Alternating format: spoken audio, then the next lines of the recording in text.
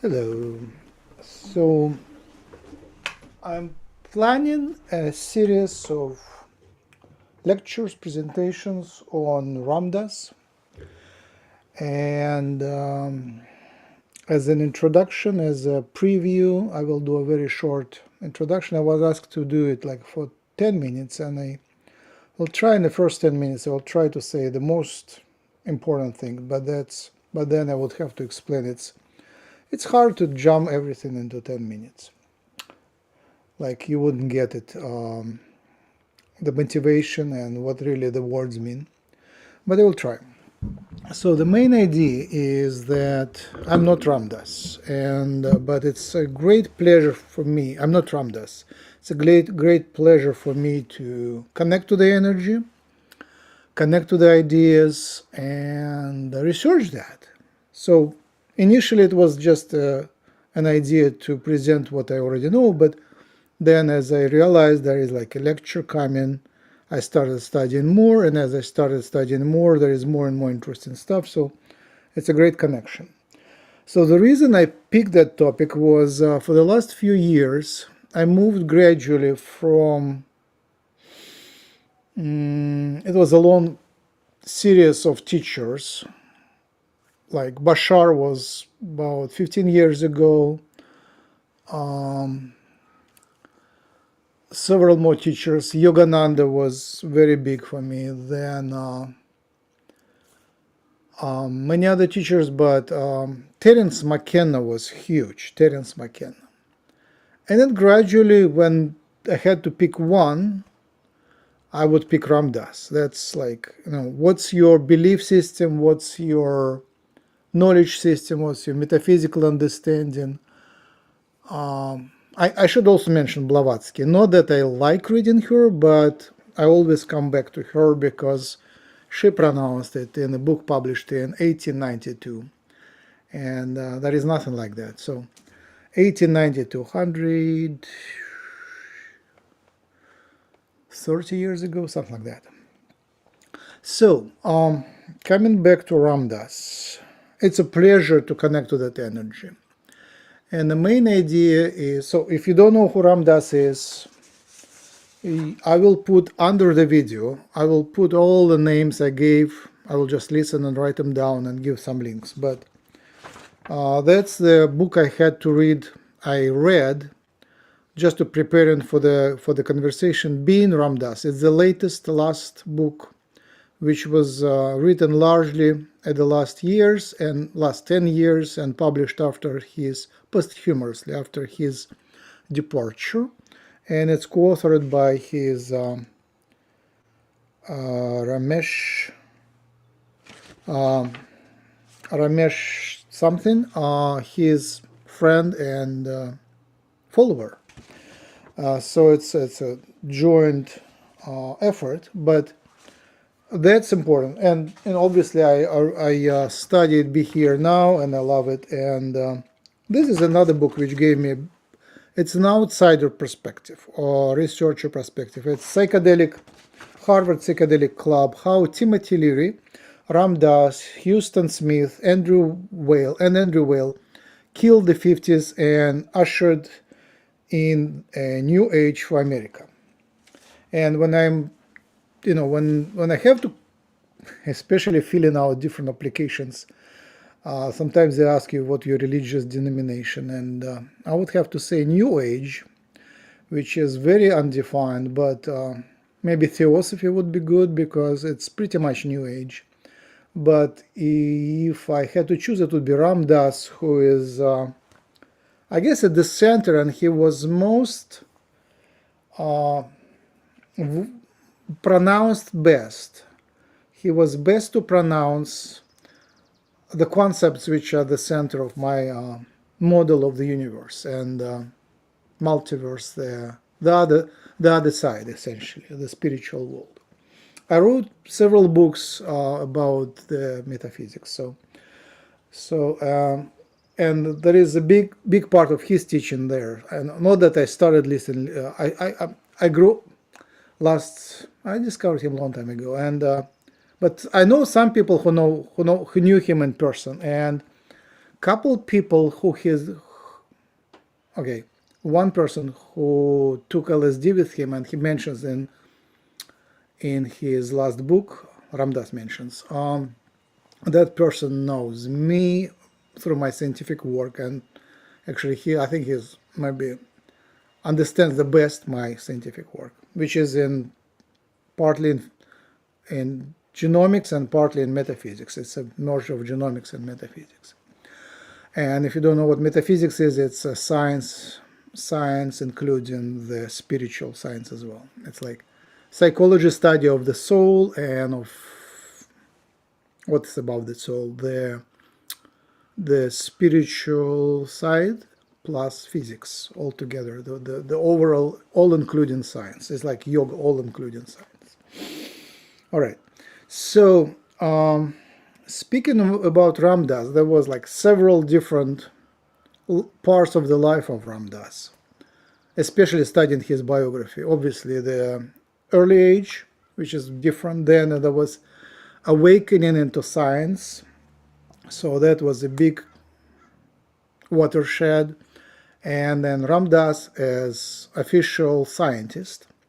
I mean, he was a scientist for the rest of his life, but he was more in metaphysics, which is not exactly official science. But before that, there was a period when he discovered himself, was created as a scientist, discovered himself as a scientist, until he was thrown out of Harvard for his psychedelic research and popularization of psychedelics. Basically, it happened simultaneously when psychedelics were outlawed, and he was thrown out of Harvard. It was just like a pushback. Sometime in the middle of 60s, I should know the date, but I don't. Very early 60s, I would say middle of 60s. Anyway, and then there is another part of his life when he was preaching about psychedelics outside of Harvard. Actually, they were not outlawed. They started to be outlawed, but weren't yet outlawed. So there were several years when he was a psychedelic lecturer, preacher, former Harvard scientist, speaking about psychedelics, and he was super popular there as well. He was a super popular lecturer in the academy. Then he became super popular lecturer outside of the academy. And then as the psychedelics were outlawed, then he couldn't do it anymore. And then he had to reinvent himself again. And he went to India. He met his guru, spiritual teacher, Nim Karoli Baba.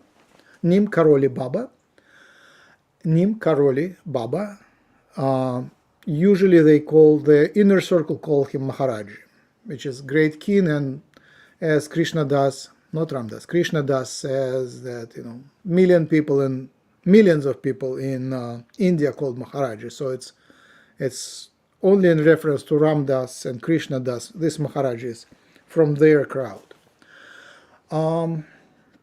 So he met Maharaji, and then he essentially minimized his use of psychedelics, and that's the next stage of his life when he became a spokesperson for the new discovered spiritual science of yoga with Maharaji.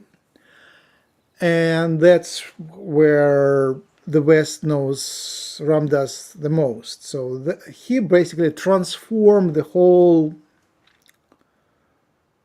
planet, the whole Western world, and through that the whole planet in a big way. Now what he was preaching, it becomes the mainstream. And I think he was one of the key transformers, key person for transformation, key people for transformation. And then there was a stroke, and which was surrounded by another, I would say, mystical experiences. And then he became disabled and couldn't speak well. He lost his main talent of public speaking. I mean, he was a genius of public speaking, and then he lost it. And then there was another part of his life, last years, when he couldn't speak. He could think, but he couldn't speak. And then that was very interesting for him, and very interesting for us to learn what came out of that. And in this last book, there is a glance at Ram Dass after his losing ability to speak. Basically, you cannot already be super popular this way. And this, for me, was most interesting to see what is his real set of beliefs is. In the last book, you can glimpse into that. Basically, what is the ultimate truth? Because when you listen to Ram Dass, as he says, it's his profession, it's his business to be a public speaker. You know, people pay to be present at their lectures, and then his lectures are wonderful, but they're tailored in such a way that the audience that came has to at least understand it, right? So he had to usually put a lot of honey, a lot of stand-up comedy into his presentations to keep it entertaining and to turn the people around, turn them up, uplift them, and so on. So that subtracted something from his teaching, so it was somewhat filtered. Not a lot. Compared to other speakers, Ram Dass is very straightforward, very open, super open, and he's, as a super talented, ingenious speaker, he can wrap very complex concepts, very unusual concepts, very groundbreaking concepts into something understandable and something that people actually get. And you can actually see this, how skillfully he works in their metaphysical truth into his lectures. It's also very interesting that in spirituality, it's not very proper to actually proselytize, to preach and to convert others into your beliefs. In Indian, Eastern style of teaching, it's for the student to come and beg for the lessons, and the teacher with resistance gives a little bit away. So basically the rule is to give away only as much as the students are ready to take, only as much as they deserve to take, only as much as their karma allows them to take at the moment, as much as it's useful for them, for their progress. And since the public is pretty much very uneven, you don't want to give them too much, so they don't get crazy, they don't get hurt, and actually it's not good for them, and it's also not good for spiritual knowledge to be in the hands of unprepared people. So he had to filter, but at the last pages, at the end of the books, at his last book, you can see what he really believes, right?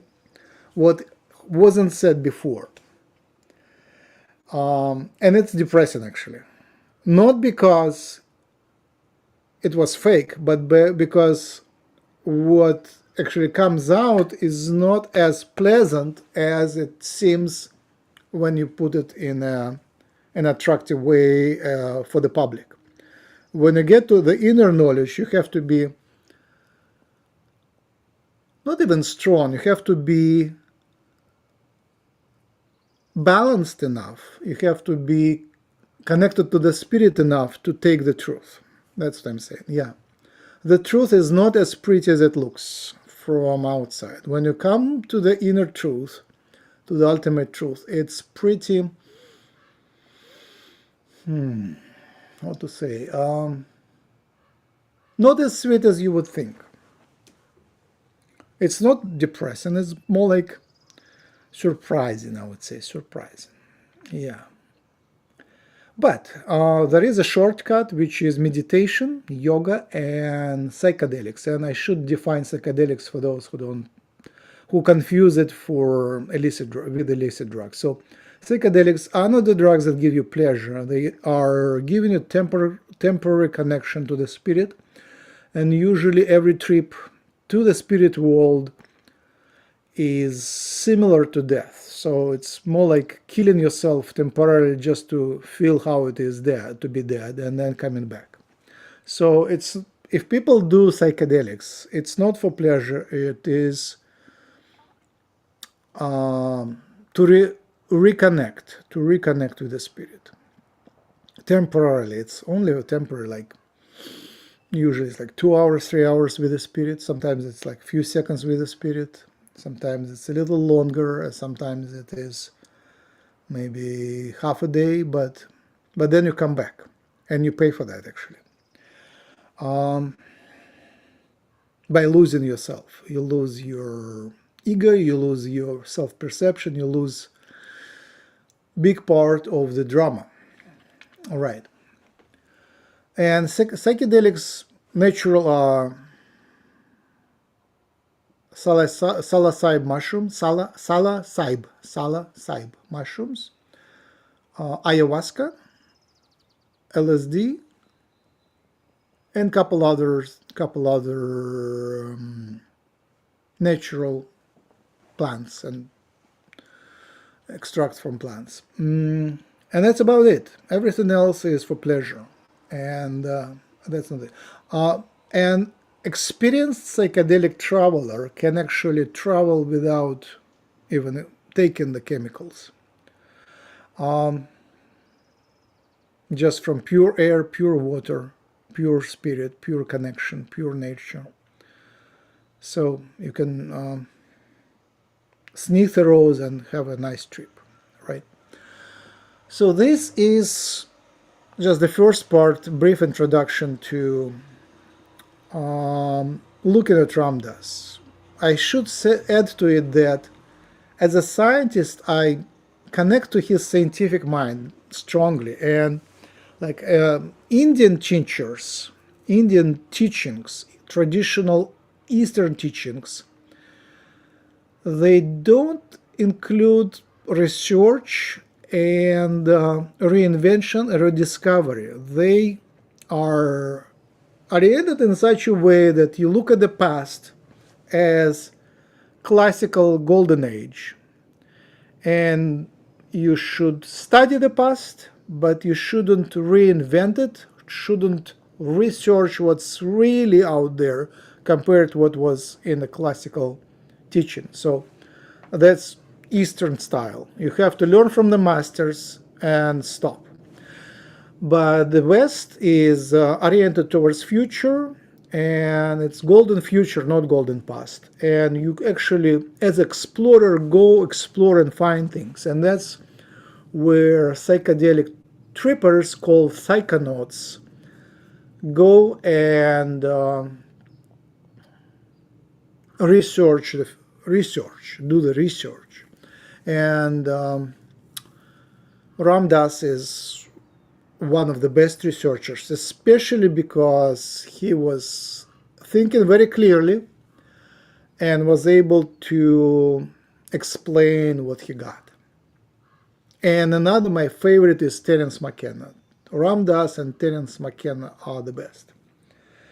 They basically in the words of Ramdas, they rediscover the maps of the spirit world, the maps of the spirit world, basically what is out there. And surprisingly, I don't know, both Ramdas and Terence McKenna actually are pretty uninterested. They undervalue the astral world. Basically, there is physical world, there is astral, and there is like higher dimensions. So for both of them, astral is boring. They both prefer to go higher, all the way out there to higher levels.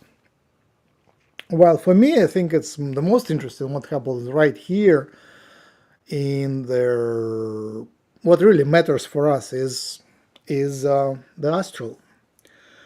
And Ramdas explains that when you do spiritual practices and yoga, you sort of try to follow the highest of all. You try to get out there for the highest power, but he and many of us end up with power trips, which means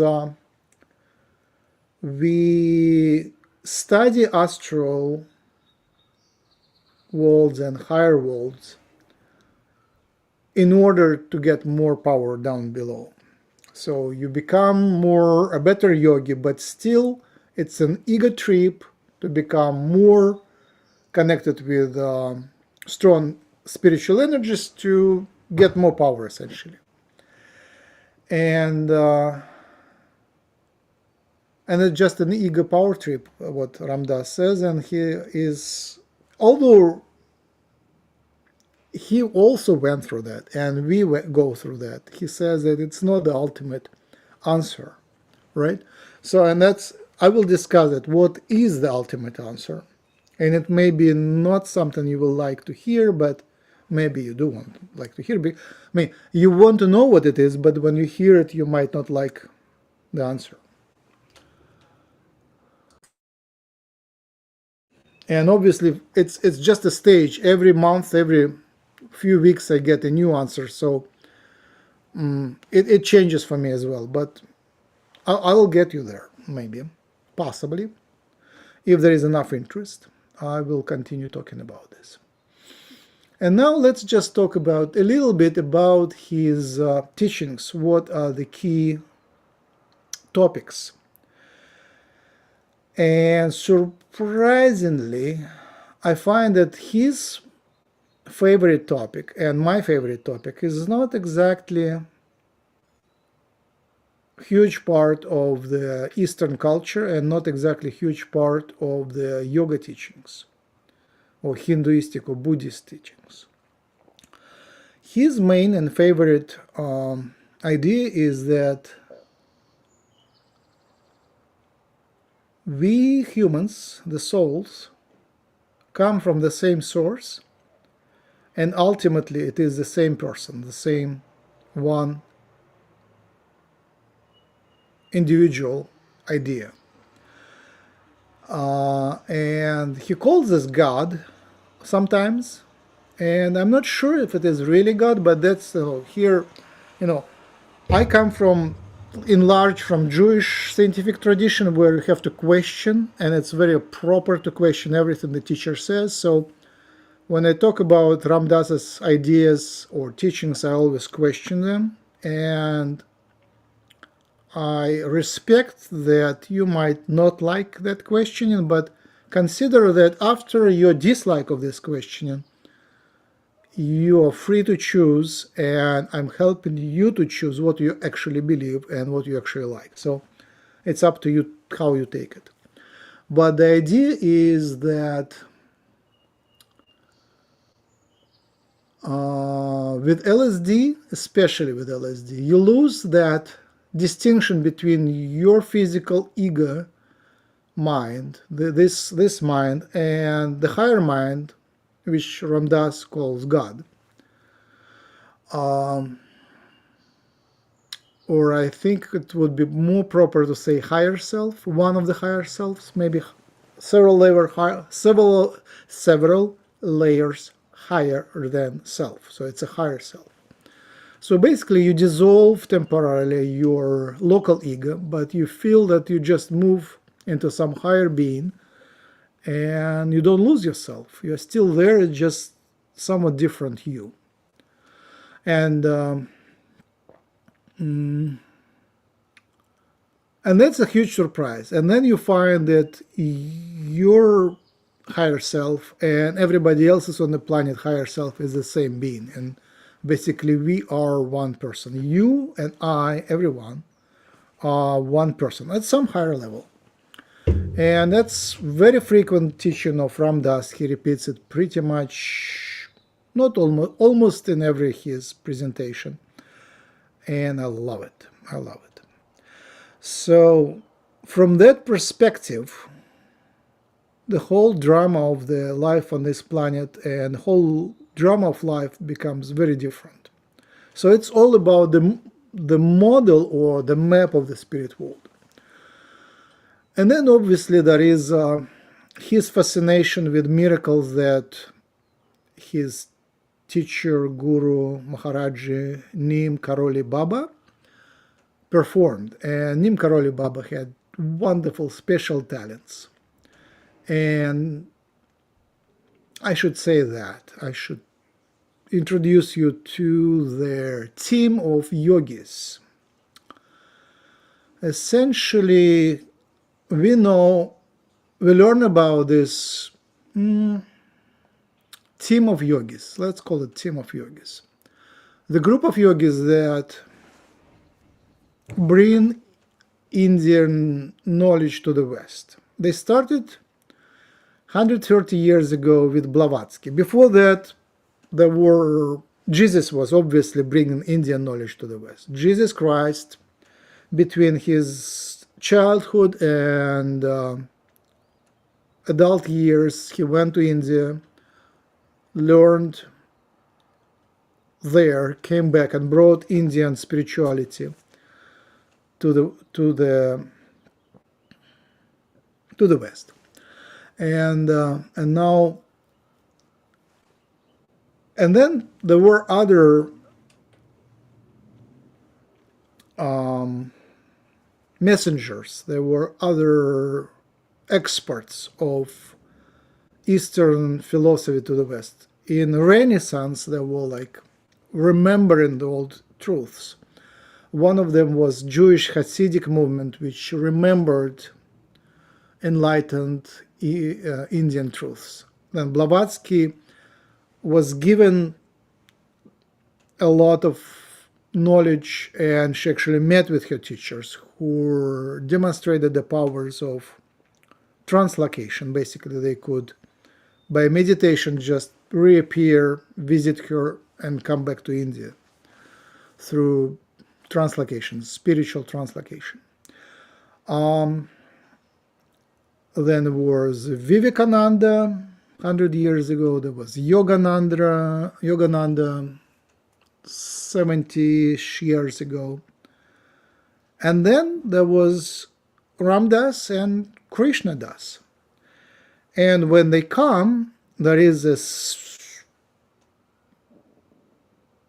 spiritual team of yogis supporting what they do. So when Ram Dass speaks, there is a strong beam of light coming down, and you can hear it even in the recordings. You watch him, you listen to him, and you feel the presence of that wonderful energy. So, and this is transforming the world right now. And when you connect to that energy, you get that power, and it's healing, and then you work with it.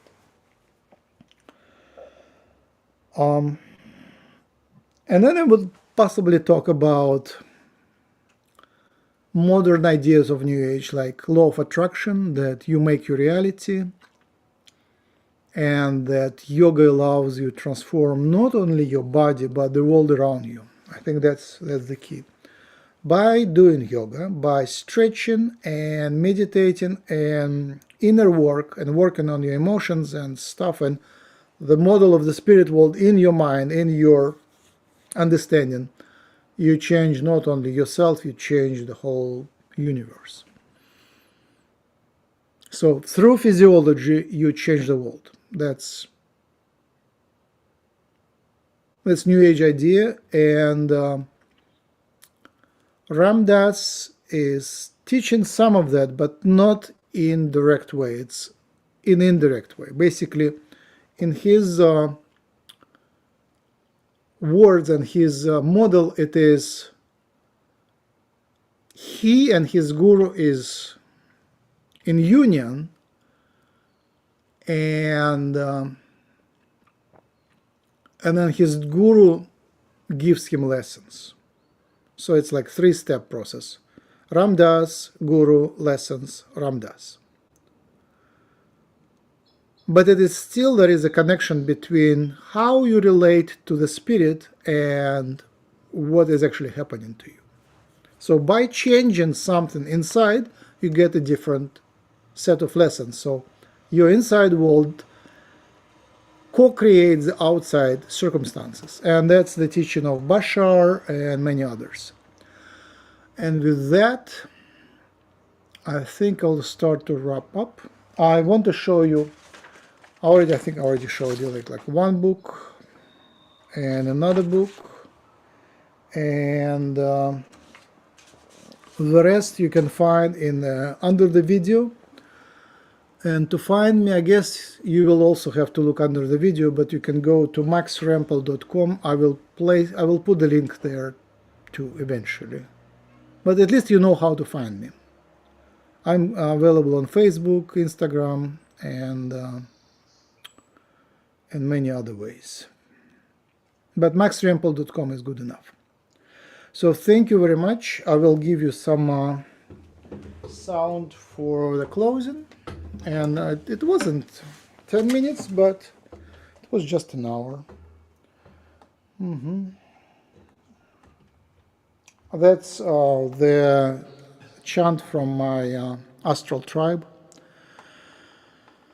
And the intention of it is to give you a spiritual invitation to the Ram Dass's energy, yeah. Basically to reconnect with Ram Dass. He didn't go very far, and Maharaji didn't go very far, so you can reconnect with it.